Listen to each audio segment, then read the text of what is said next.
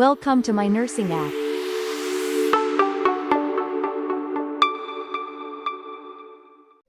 નમસ્કાર વિદ્યાર્થી મિત્રો, માય નર્સિંગ એપની વિડીયો સિરીઝમાં આપનું સ્વાગત છે. આજનો ટોપિક છે આઈવી સેટ. આ વિડીયો સિરીઝમાં અમોએ ખૂબ જ ડિટેલમાં માહિતી આપી સમજાવવાનો પ્રયત્ન કર્યો છે, તો વિડીયો અંત સુધી જોવા વિનંતી છે. આઈવી સેટ એટલે કે ઇન્ટ્રાવિનસ સેટ. તો આ જે આઈવી સેટ છે તેને વાઇવા ટેબલ ઉપર કઈ રીતે એક્સપ્લેન કરી શકાય તેના વિશે થોડીક માહિતી પ્રોવાઈડ કરીશ. તો આ આઈવી સેટ છે તેના સામાન્ય રીતે 3 નામ પડે છે. તો તેમાં સૌથી પહેલાં જોઈએ તો તેનું ફર્સ્ટ નેમ છે આઈવી ડ્રીપ સેટ, ત્યારબાદ સેકન્ડ નેમ છે મેક્રો ડ્રીપ સેટ અને ત્યારબાદ તેનું થર્ડ નેમ છે આઈવી ઇન્ફ્યુઝન સેટ. તો આ જે આઈવી સેટ છે તેના આવી રીતે સામાન્ય રીતે 3 નામ પડે છે. હવે આપણે જોઈશું આ આઈવી સેટનું ઇન્ટ્રોડક્શન. તો આ જે આઈવી સેટ છે એક ઇન્ટ્રાવિનસ સેટ કહેવામાં આવે છે. આ એક એવું મેડિકલ ડિવાઇસ છે કે જેનો યુઝ પેરેન્ટરલ ફ્લુઇડના પાઇન્ટમાંથી ફ્લુઇડ, મેડિકેશન તથા ન્યુટ્રિયન્ટને પેશન્ટની બોડીમાં એડમિનિસ્ટ્રેશન કરવા માટે યુઝ કરવામાં આવે છે. હવે આ ઇન્ટ્રોડક્શનને જોયા બાદ આપણે જોઈશું આઈવી સેટના ડિફરન્ટ પાર્ટ્સના નેમ. તો પાર્ટ્સના નેમમાં જોઈએ તો આ જે આઈવી સેટ છે તેના બરોબર આગળના ભાગે આવેલો હોય છે સ્પાઇકનો પાર્ટ, આને સ્પાઇક કહેવામાં આવે છે. ત્યારબાદ આ સ્પાઇક પછી આવેલો હોય છે અમુક જે આઈવી સેટ હોય તેમાં અહીંયા એર વેન્ટ આવેલો હોય છે. આ એર વેન્ટ એ જે ફ્લુઇડ હોય તેમાં જે એક્સ્ટ્રા એર હોય તેને રિમૂવ કરવા માટે વર્ક કરે છે. તો અમુક સેટમાં આઈવી સેટમાં અહીં એર વેન્ટ પણ આવેલો હોય છે. ત્યારબાદ આવેલી હોય છે ડ્રીપ ચેમ્બર.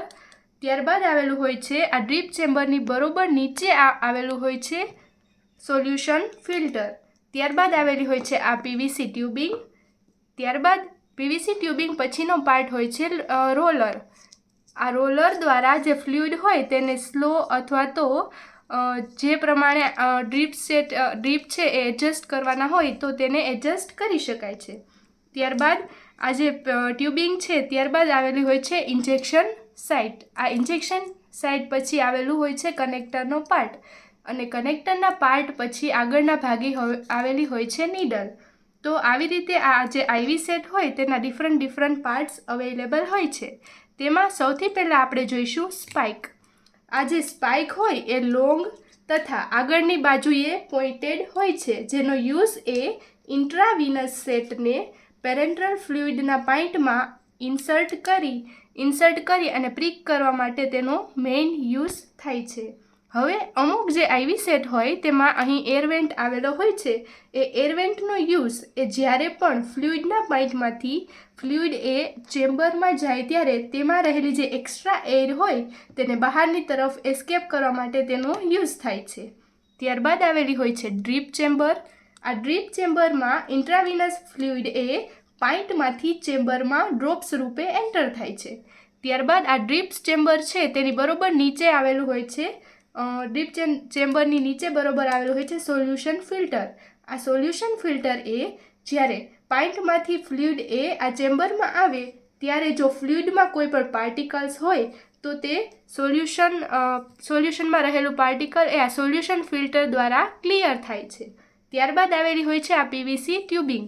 આ પીવીસી ટ્યુબિંગ એ પ્લાસ્ટિકની ટ્યુબ હોય છે જે આ જે ચેમ્બરમાંથી આ જે કનેક્ટર છે ત્યાં સુધી મેડિકેશન તથા ફ્લુઇડને પહોંચાડવા માટેનું વર્ક કરે છે. ત્યારબાદ પીવીસી ટ્યુબિંગ પછી આવેલો હોય છે રોલરનો પાર્ટ અથવા તો રોલર, અને તેને રોલર ક્લેમ્પ અથવા તો રેગ્યુલેટર પણ કહેવામાં આવે છે.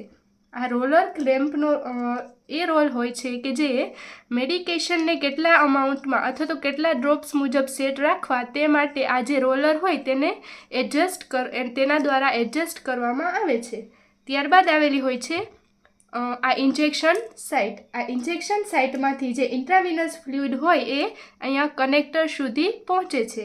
હવે આ કનેક્ટર છે એ એવો પાર્ટ છે કે જે પેશન્ટની બોડીમાં જે આઈવી સેટ હોય તેને ઇન્સર્ટ કરેલી હોય તેની સાથે અટેચ કરવામાં આવે છે. હવે આ જે કનેક્ટરનો પાર્ટ હોય તેને ફિંગર દ્વારા ટચ કરવો જોઈએ નહીં તો તે કન્ટામિનેશન થવાના ચાન્સીસ રહે છે.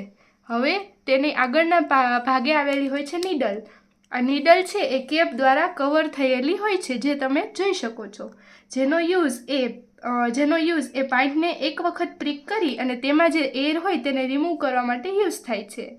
તો હવે આ હતા ડિફરન્ટ આઈવી સેટના પાર્ટ્સના નેમ, જેમાં આપણે જોયું કે આગળની તરફ સ્પાઇક આવેલી હોય છે, જે તમે જોઈ શકો છો.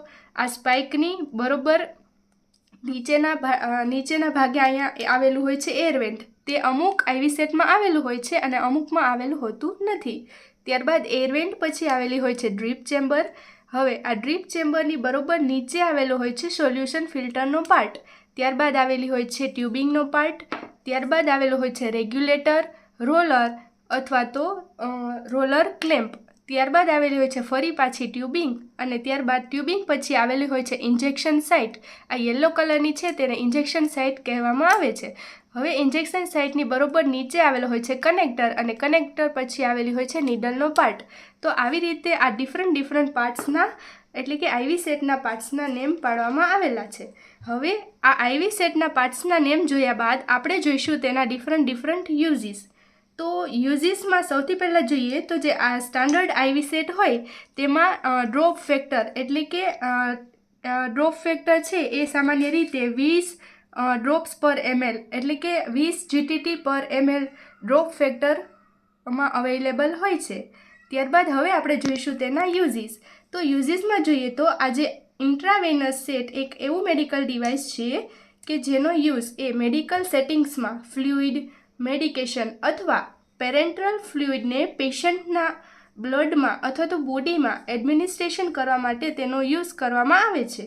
હવે ત્યારબાદ આપણે જોઈએ તો ફ્લુઇડ રિપ્લેસમેન્ટ એટલે કે જે આઈવી સેટ છે તેનો યુઝ એ સામાન્ય રીતે એવા પેશન્ટમાં પ્રોવાઈડ કરવામાં આવે છે કે જે પેશન્ટ એ ડિહાઇડ્રેટેડ હોય અથવા તેમને હાઇપોવોલેમિયા અથવા તો જે પેશન્ટ એ ઓરલી ફ્લુઇડ ઇન્ટેક ન કરી શકતા હોય તેવા પેશન્ટમાં ઇન્ટ્રાવિનસ ફ્લુઇડને એડમિનિસ્ટ્રેશન કરવા માટે આ આઈવી સેટનો યુઝ કરવામાં આવે છે. ત્યારબાદ જોઈએ તો મેડિકેશન એડમિનિસ્ટ્રેશન. તો તેમાં જે આઈવી સેટનો યુઝ એ મેડિકેશનને ડાયરેક્ટ બ્લડ ફ્લોમાં એડમિનિસ્ટ્રેશન કરવા માટે થાય છે. આ ઇન્ટ્રાવિનસ એડમિનિસ્ટ્રેશન કરેલું ફ્લુઇડ એ રેપિડલી મેડિકેશનને એડમિનિસ્ટ્રેશન કરવા માટે અલાઉ કરે છે. ત્યારબાદ સામાન્ય રીતે જે આઈવી સેટ દ્વારા આપવામાં આવતી મેડિકેશન હોય તેમાં જોઈએ તો એન્ટીબાયોટિક હોય છે, ત્યારબાદ જોઈએ તો પેઇન કિલર, ત્યારબાદ જોઈએ તો કીમોથેરાપીની મેડિકેશન, ત્યારબાદ જોઈએ તો એન્ટીકોગ્યુલન્ટ મેડિકેશન અથવા એમરજન્સી મેડિકેશન. આ બધી પ્રકારની જે મેડિકેશન હોય આ આઈવી સેટ દ્વારા પેશન્ટને એડમિનિસ્ટ્રેશન કરી શકાય છે. ત્યારબાદ જોઈએ તો ન્યુટ્રિયસ સપોર્ટ એટલે કે આઈવી સેટનો યુઝ એ પેરેન્ટરલ ન્યુટ્રિશન સોલ્યુશનનું એડમિનિસ્ટ્રેશન કરવા માટે યુઝ કરવામાં આવે છે. જે ઓરલ દ્વારા એડિક્યુએટ ન્યુટ્રિશન મેળવી શકતા ન હોય તેવા વ્યક્તિઓમાં પેરેન્ટરલ ન્યુટ્રિશન પ્રોવાઈડ કરવા માટે જેમ કે કાર્બોહાઈડ્રેટ, પ્રોટીન, વિટામિન્સ, મિનરલ્સ આ બધા જ ન્યુટ્રિયન્ટ્સને પ્રોવાઈડ કરવા માટે પણ આ આઈવી સેટનો યુઝ કરવામાં આવે છે. ત્યારબાદ જોઈએ તો ફ્લુઇડ રિસસિટેશન એટલે કે જે આઈવી સેટનો યુઝ એ સિવિયર ડિહાઇડ્રેશન, હાઇપોટેન્શન, ટ્રોમા અથવા અન્ય લાઈફ થ્રેટનિંગ કન્ડિશનવાળા પેશન્ટમાં ઇમિડિયેટલી ફ્લુઇડને રિસસિટેશન કરવા માટે થાય છે.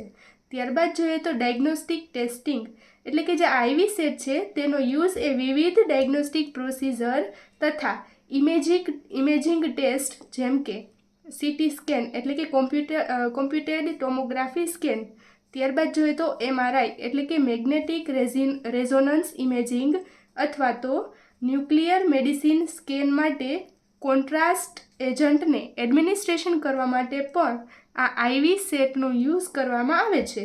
ત્યારબાદ જોઈએ તો આ આઈવી સેટનો યુઝ એ પેશન્ટને મેડિકેશન એડમિનિસ્ટ્રેશન કરવા માટે પણ યુઝ કરવામાં આવે છે. તો આવી રીતે આ જે આઈવી સેટ છે તેના ડિફરન્ટ યુઝીસ હોય છે. હવે આ આઈવી સેટ છે તેનો યુઝ કર્યા બાદ તેની આફ્ટર કેર કઈ રીતે કરવી તેના વિશે જોઈશું. તો આ જે આઈવી સેટ હોય એ ડિસ્પોઝેબલ આઈવી સેટ હોય છે, એટલે કે સિંગલ યુઝ, તેને એક જ વખત યુઝ કરવામાં આવે છે. તો જે ડિસ્પોઝેબલ આઈવી સેટ હોય તેનો યુઝ કર્યા બાદ આ જે તેની નીડલ હોય તેને પ્રોપરલી પંક્ચર પ્રૂફ કન્ટેનરમાં ડિસ્કાર્ડ કરવી. હવે આ નીડલને ડિસ્કાર્ડ કર્યા બાદ આઈવી સેટ છે તેને પ્રોપરલી કટ કરી અને તેને પ્રોપરલી રેડ બિનમાં ડિસ્કાર્ડ કરવી.